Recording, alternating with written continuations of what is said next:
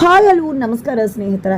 ಕೊನೆಗೂ ಜಾನು ಮತ್ತೆ ವಿಶ್ವ ಇಬ್ರು ಕೂಡ ಸೇರ್ಕೊಂಡು ಜಯಂತ್ ಕೋಟಿಯನ್ನ ಭೇದಿಸಿ ವೆಂಕಿ ಅಮ್ಮನನ್ನ ಅಲ್ಲಿಂದ ಕಾಪಾಡ್ಕೊಂಡು ಬರುವುದಕ್ಕೆ ಮುಂದಾಗ್ತಿದ್ದಾರೆ. ಹಾಗಿದ್ರೆ ಕೊನೆಗೂ ಕಾಪಾಡಿ ಹೊರ ತಂದೆ ಬಿಟ್ರ ಅಥವಾ ಜಯಂತ್ ಕೈಯಲ್ಲಿ ಲಾಕ್ ಆದ್ರ ಏನಾಯ್ತು, ಏನ್ ಕತೆ, ಎಲ್ಲವನ್ನ ಕೂಡ ತಿಳ್ಕೋಬೇಕು ಅಂದ್ರೆ ಈಗಲೇ ನಮ್ಮ ಈ ಚಾನಲ್ ಸಬ್ಸ್ಕ್ರೈಬ್ ಮಾಡಿ, ಹಾಗೆ ಒಂದು ವಿಡಿಯೋವನ್ನ ಪೂರ್ತಿಯಾಗಿ ನೋಡೋದನ್ನ ಯಾವುದೇ ಕಾರಣಕ್ಕೂ ಕೂಡ ಮರಿಬೇಡಿ.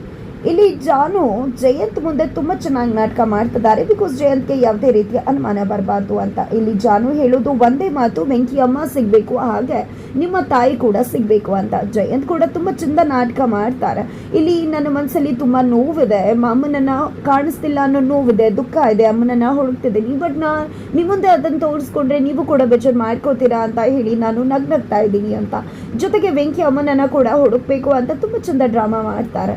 ಇದನ್ನೆಲ್ಲ ನೋಡಿದಂಥ ಜಾನುಗೆ ನಿಜಕ್ಕೂ ಕೂಡ ಇರಿಟೇಟ್ ಆಗುತ್ತೆ. ಯಾಕಂದರೆ ಜಯಂತ್ ನಡವಳಿಕೆ ಸ್ವಲ್ಪ ಕೂಡ ಜಾನುಗೆ ಇಷ್ಟ ಆಗೋದಿಲ್ಲ.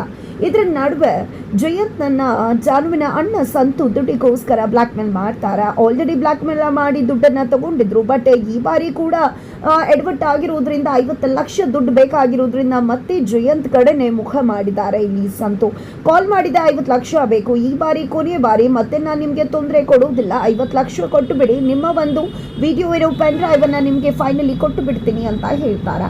ಇತ್ತ ಕಡೆ ಜಯಂತ್ಗೆ ಆ ವ್ಯಕ್ತಿ ಯಾರು ಅನ್ನೋದನ್ನ ತಿಳ್ಕೋಬೇಕು, ಜೊತೆಗೆ ಅವನನ್ನ ಮಟ್ಟ ಹಾಕಬೇಕು ಅನ್ನೋದೇ ಉದ್ದೇಶ. ಯಾಕಂದ್ರೆ ಜಯಂತ್ಗೆ ತೊಂದರೆ ಕೊಟ್ಟಿದ್ದು ಯಾರನ್ನ ಕೂಡ ಜಯಂತ್ ಸುಮ್ಮನೆ ಬಿಡುವುದಿಲ್ಲ. ಈ ಬಾರಿ ಅದು ಸಂತು ಟಾರ್ಗೆಟ್ ಆಗಿದ್ದಾರೆ. ಅದು ಸಂತು ಅನ್ನೋದು ಜಯಂತ್ ಇನ್ನೂ ಕೂಡ ಗೊತ್ತಿರುವುದಿಲ್ಲ. ಇತ್ತ ಕಡೆ ಜಾನು ಜಯಂತ ಇನ್ನು ಕೂಡ ಜಾನು ತಂದೆಯ ಒಂದು ಶಾಪ್ ಓಪನಿಂಗ್ ಅಂತ ಬಂದಿರ್ತಾರೆ. ಅದೇ ಸಮಯದಲ್ಲಿ ಒಂದು ಅರ್ಧ ಗಂಟೆ ಕೆಲಸ ಇದೆ ಅಂತ ಇತ್ತ ಕಡೆ ಜಯಂತ್ ಕೂಡ ಹೋಗಿರ್ತಾರೆ, ಆ ಕಡೆ ಸಂತು ಕೂಡ ಹೋಗಿರ್ತಾರೆ.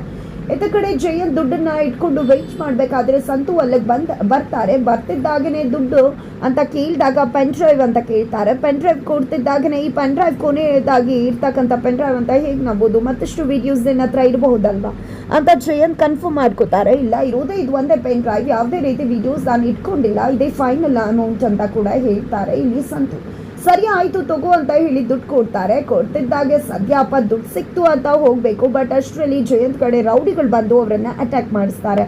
ಏನಿದು ಅಂದಾಗ ಇನ್ನೇನು ಮಾಡಬೇಕು, ನಿನ್ನ ಕಥೆಯನ್ನು ಮುಗಿಸ್ಲೇಬೇಕಲ್ವಾ, ಪದೇ ಪದೇ ನೀನು ತೊಂದರೆ ಕೊಡ್ತಾ ಇದ್ರೆ ನೋಡ್ಕೊಂಡು ಸುಮ್ಮನೆ ಇರ್ತೀನಿ ಅಂತ ಅಂದ್ಕೊಂಡಿದ್ಯಾ ಅಂತ ಜಯಂತ್ ಹೇಳ್ತಾರೆ.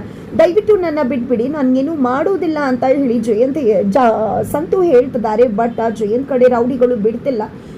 ನಂತರ ಇಲ್ಲಿ ಜಯಂತ ನಿನ್ನನ್ನು ಉಳಿಸ್ಕೋಬೇಕು ಅಂದರೆ ಈ ಕೀಯನ್ನು ನೀನು ಇಟ್ಕೋ, ಆಗ ಮಾತ್ರ ನೀನು ಸೇಫ್ ಆಗ್ತೀಯಾ, 3 ಎಣಿಸ್ತೀನಿ ಅಷ್ಟರಲ್ಲಿ ಇಟ್ಕೋಬೇಕು ಅಂತ ಟ್ರೈ ಮಾಡ್ತಾರೆ ಸಂತು. ಬಟ್ 3 ಕೌಂಟಿಂಗ್ ಮುಗ್ದು ಹೋಗುತ್ತೆ. 3ನೇ ನಂಬರ್ ಹೇಳ್ತಿದ್ದಾಗನೇ ಮತ್ತೆ ಇಲ್ಲಿ ರೌಡಿಗಳು ಸಂತುವನ್ನು ಲಾಕ್ ಮಾಡ್ತಾರೆ. ನಂತರ ಸಂತು ಅವರಿಂದ ತಪ್ಪಿಸ್ಕೊಂಡು ಹೋಗೋಕೆ ನೋಡಿದ್ರು ಕೂಡ ಹೋಗಿದ್ದ ಸಂತುನ ಲಾಕ್ ಮಾಡ್ತಿದ್ದಾಗ ಈ ಕಡೆ ಜಯಂತ್ ಅವರ ಮುಖ ತೆಗಿರಿ ಅಂತ ಹೇಳ್ತಾರೆ.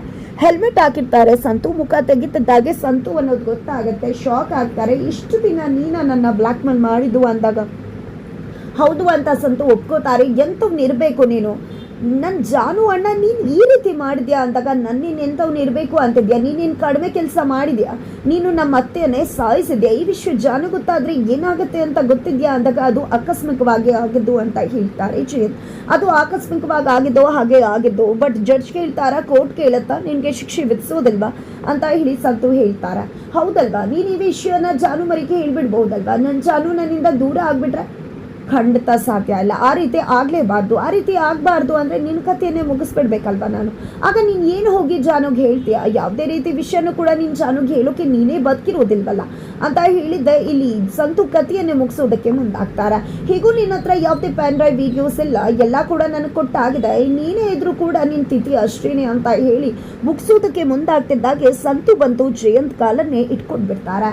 ಇಟ್ಕೊಂಡಿದ್ದೆ, ಪ್ಲೀಸ್ ದಯವಿಟ್ಟು ನನ್ನನ್ನು ಬಿಟ್ಬಿಡು, ನನಗೇನು ಮಾಡಬೇಡ, ಇನ್ನು ಮುಂದೆ ನಾನು ಯಾವುದೇ ರೀತಿ ತೊಂದರೆ ಕೊಡುವುದಿಲ್ಲ, ಈಗ ನಾನು ಕಷ್ಟದಲ್ಲಿದ್ದೆ, ನನ್ನ ಮನೆ ಅಡವಿಟ್ಟಿದ್ದೆ, ಅದಕ್ಕೆ ದುಡ್ಡು ಬೇಕಾಗಿತ್ತು, ಪ್ಲೀಸ್ ನನಗೆ ಹೆಲ್ಪ್ ಮಾಡು ಅಂತ ಹೇಳಿ ರಿಕ್ವೆಸ್ಟ್ ಮಾಡ್ಕೋತಾರೆ. ಸರಿ ಆಯಿತು ಬಿಡು, ನಿನಗೆ ಪ್ರಾಣ ಭಿಕ್ಷೆಯನ್ನು ಕೊಡ್ತಾ ಇದ್ದೀನಿ, ನನ್ನ ಜಾನು ಅಣ್ಣ ಆಗಿರೋದ್ರಿಂದ ಮತ್ತೆ ಏನಾದರೂ ಕಿತಾಪತಿ ತೆಗೆದೆ ಇದೆಯಲ್ಲ ದುಡ್ಡು, ಇದನ್ನ ಮೇಲೆ ನಿನ್ನ ಒಂದು ಸಾವಿನ ಕತ್ತಿ ತೂಗ್ತಾ ಇರುತ್ತೆ ಅನ್ನೋ ಎಚ್ಚರಿಕೆ ಇರಲಿ, ತಗೊಂಡು ಹೋಗ್ತಾ ಇರು ಈ ದುಡ್ಡನ್ನು ಅಂತ ಹೇಳಿ ಕೊಟ್ಟು ಕಳಿಸ್ತಾರೆ. ಫೈನಲಿ ದುಡ್ಡು ಸಿಗುತ್ತೆ, ಮನೆ ಉಳಿಸ್ಕೋಬಹುದು ಸಂತು. ಬಟ್ ಇನ್ನು ಮುಂದೆ ಯಾವುದೇ ರೀತಿ ಆಟ ನಡೆಯುವುದಿಲ್ಲ ಜಯಂತ್ ಮುಂದೆ. ಇತ್ತ ಕಡೆ ಜಯಂತ್ ಮತ್ತೆ ಸಂತು ಇಬ್ರು ಕೂಡ ಅಟ್ ಎ ಟೈಮ್ ಆ ಒಂದು ಫಂಕ್ಷನ್ಗೆ ಬರ್ತಾರೆ. ಇಲ್ಲಿ ಜಾನುಗೆ ಅನುಮಾನ ಬರುತ್ತೆ, ಏನಪ್ಪಾ ಇದು ಅಣ್ಣ ಬಂದಾಗ್ಲಿ ಇವರು ಕೂಡ ಬಂದಿದ್ದಾರಲ್ಲ ಅಂತ ಹೇಳಿ ನಂತರ ವಿಶ್ವನ್ ಜೊತೆ ಜಾನು ತನ್ನ ಅತ್ತೆಯನ್ನ ಇಲ್ಲಿ ವೆಂಕಿ ಅಮ್ಮನನ್ನ ಕರ್ಕೊಂಡು ಬರೋ ವಿಶ್ವವನ್ನ ಮಾತನಾಡ್ತಾಳೆ. ವೆಂಕಿ ಕೂಡ ನೀನ್ ಯಾವಾಗ ಹೇಳ್ತೀಯೋ ಅವಾಗ ಬರ್ತೀನಿ ಅಂತ ಹೇಳ್ತಾರೆ. ಫೈನಲಿ ಈ ಒಂದು ಫಂಕ್ಷನ್ ಮುಗ್ದು ಮನೆಗೆ ಹೋಗ್ತಿದ್ದಾಗನೆ ನಾನು ವಿಷಯ ತಿಳಿಸ್ತೀನಿ ಅಂತ ಕೂಡ ಹೇಳ್ತಾರೆ.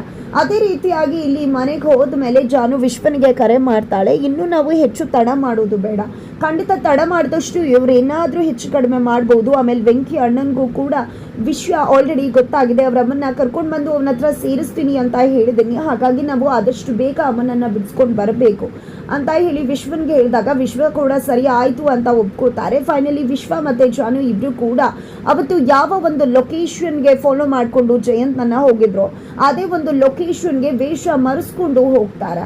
ಈ ಕಡೆ ಜಾನು ಕೂಡ ಗಂಡ್ಮಕ್ಳು ಥರ ವೇಷ ಹಾಕೊಂಡು ಹೋಗಿದ್ದಾಳೆ.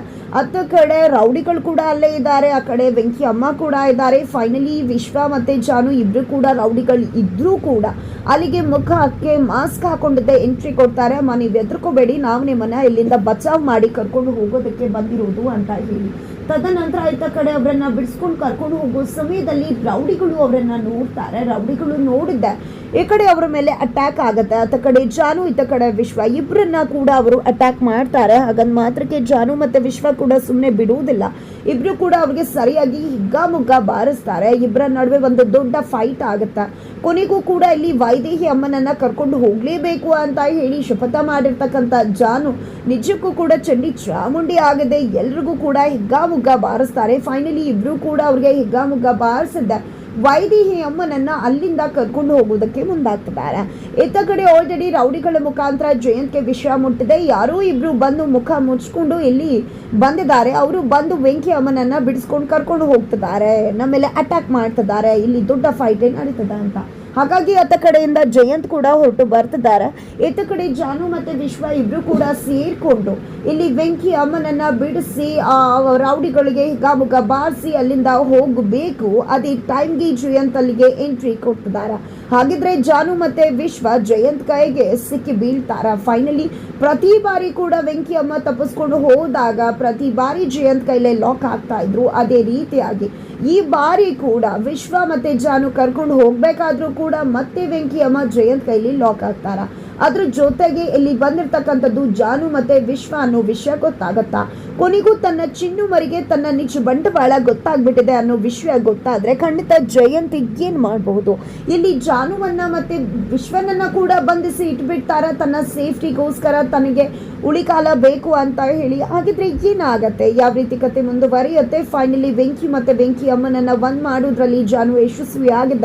ಜಯಂತ್ ನನ್ನ ಜೈಲಿಗೆ ಕಳಿಸ್ತಾಳ. ಏನಾಗತ್ತೆ ಅನ್ನೋದನ್ನ ತಿಳ್ಕೋಬೇಕು ಅಂದ್ರೆ ಮುಂದಿನ ವಿಡಿಯೋಗೆ ವೇಟ್ ಮಾಡೋದನ್ನ